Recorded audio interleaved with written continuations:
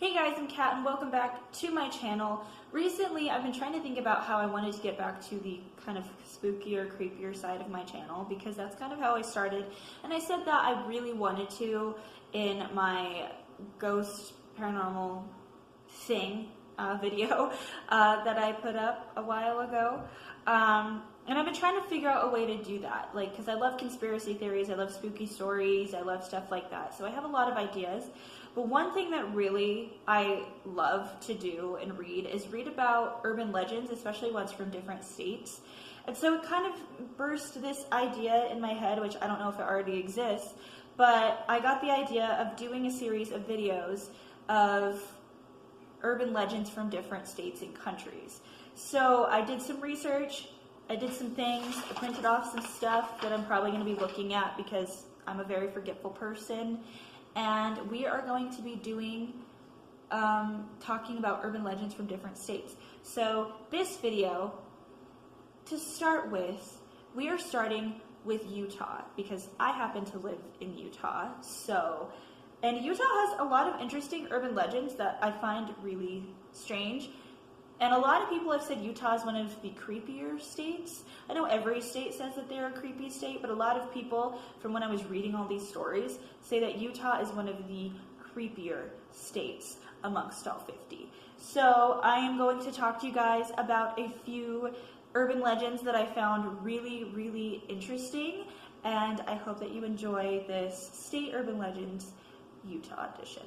So there is a urban legend that is centered, well, one of them is centered in Salt Lake City, and that is the urban legend of Hobbitville. So Hobbitville is basically supposed to be a small village of little houses where a bunch of mythical creatures and evil hobbits live.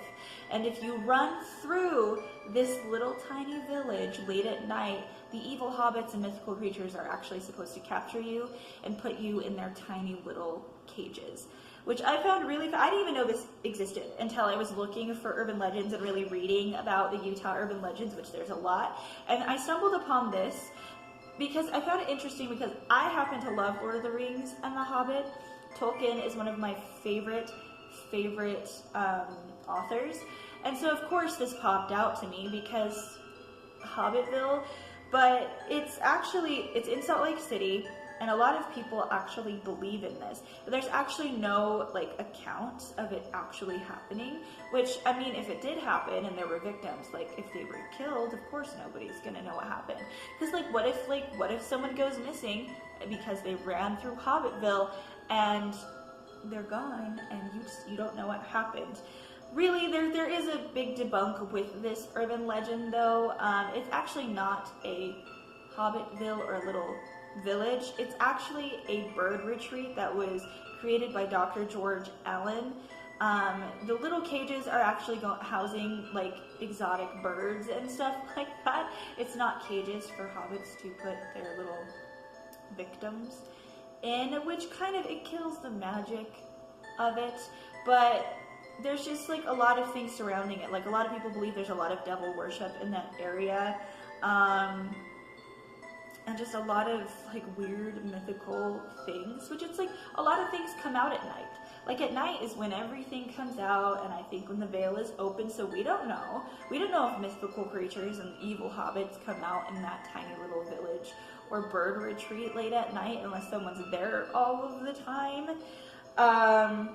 But I just found it so kind of goofy, but also so very interesting that there is a place called Hobbitville that a lot of people believe is evil, and I find that extremely fascinating, and that has easily become one of my favorite Utah urban legends. This urban legend surrounds Lily Gray, who was a woman who died in Salt Lake City. So basically, I'm just gonna grab these papers because I don't know as much as I know about the other ones. About Lily Gray. So Lily Gray died in 1958, and she was laid to rest in Salt Lake City. She was 77 years old and was said to have died of natural causes, according to her death certificate. But if you look at her gravestone, which this is why I find this interesting, if you look at her gravestone, and I will insert a picture of it in this video, it says Lily Gray, June 1881 to November 4th, 1958. Victim of the Beast 666. It literally says that on her gravestone. So a lot of people believe that she and her husband were actually part of a satanic cult and that they practiced a lot of satanic things, and that maybe that she was killed as a sacrifice to Satan. A lot of people also believe that she died on Highway 66, so that's why she was a victim of the beast, because of what people believe about Route 66. But a lot of, like, her husband blamed local police and kidnappers for her death.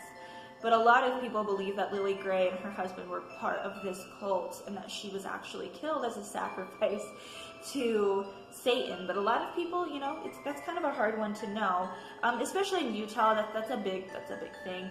But I found this legend really interesting because her gravestone says "Victim of the Beast 666." So that is fucking bananas. Someone decided, probably her husband, to actually put that permanently on her gravestone.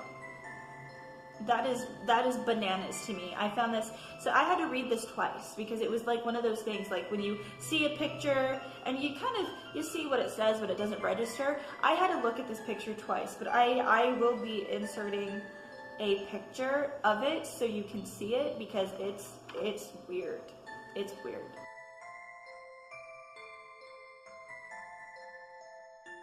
Side note, there are actually a lot of stories of satanic beliefs and cults in Utah, which partly is what makes Utah one of the creepiest states. There are so many legends of different pockets of satanic worshipers and sacrifices and devil worship in Utah, of all states.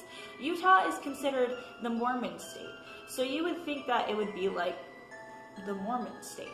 But there are so many stories of satanic worshipers and like abandoned buildings that have a bunch of like sacrifices and satanic symbols.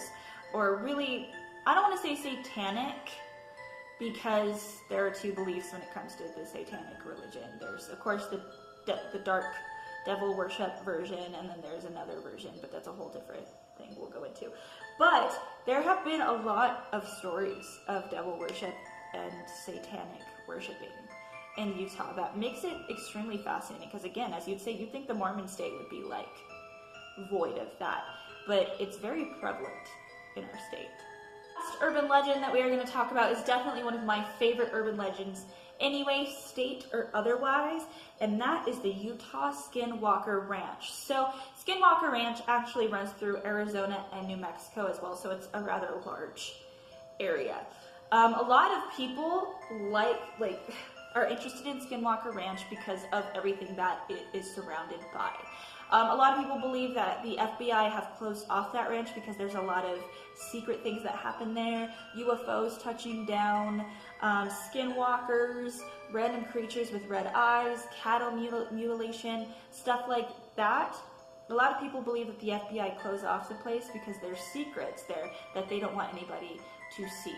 There is a family that lives on the ranch. It's I think it's on Sherman Ranch near Ballard, Utah. They have put up with being called the Skinwalker Ranch or even the UFO Ranch because of the curious onlookers that drive by. It's a 40-acre ranch and sits right next to the Ute Indian Reservation. A lot of people believe that the skinwalkers that are the most prevalent they have been spotted on the Navajo reservation. Skinwalkers are the Native American depiction of a half human, half animal.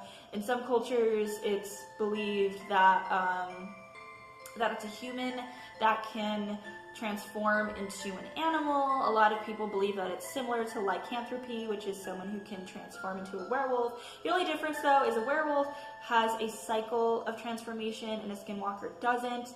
Actually, fun fact, Twilight, the werewolves in Twilight are actually skinwalkers because they can change by choice rather than being connected to the moon. It really depends on what you believe, what you read, what legend, what folklore you read. A lot of people believe that skinwalkers are evil and will like take your skin and can like try to kill you. A lot of people believe they're like they can guide you. So it does. It depends on your belief, what you read, stuff like that. I think it's both creepy and fascinating, like most of every creepy thing that I like. But I find Skinwalker Ranch so fascinating because I think there's so much stories and legends and secrets that are within that ranch that I want to know, but I'm also too afraid to go to. And I really wish that my boyfriend was here because he could really like elaborate on it.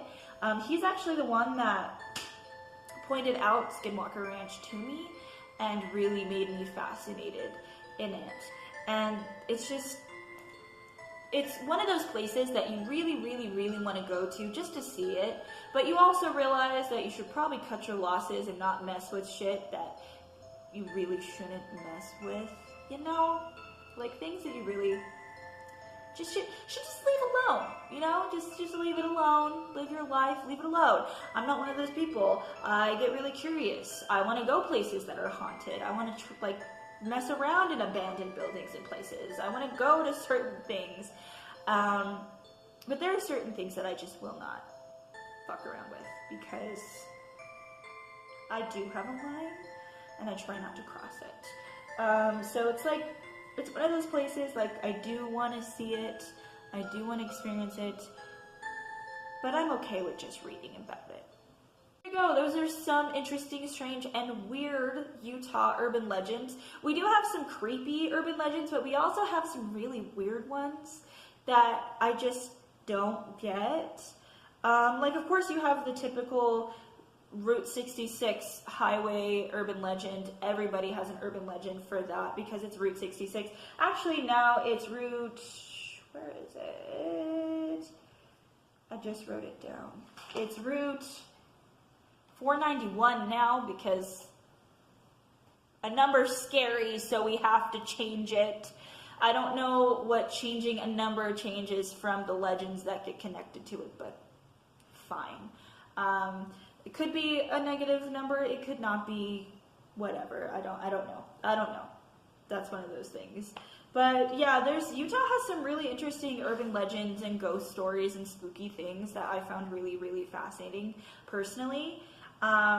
We have a lot of really cool history. Like, a lot of people either don't know what Utah is or believe Utah is really boring. While Utah is extremely prejudiced and bigoted and really close-minded, it has a lot of really cool history and legends that I find very, very cool. But yeah, so that concludes State Urban Legends Utah edition.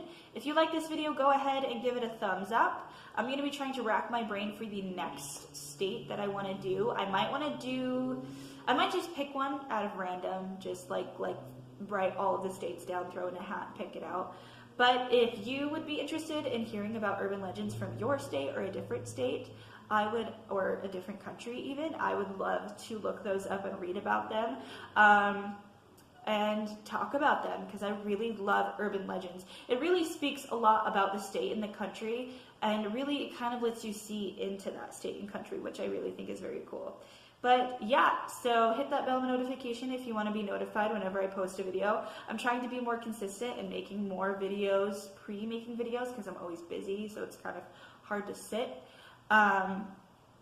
and make a video. So yeah, subscribe and all that fun shit, and I hope you have a wonderful day and a beautiful night.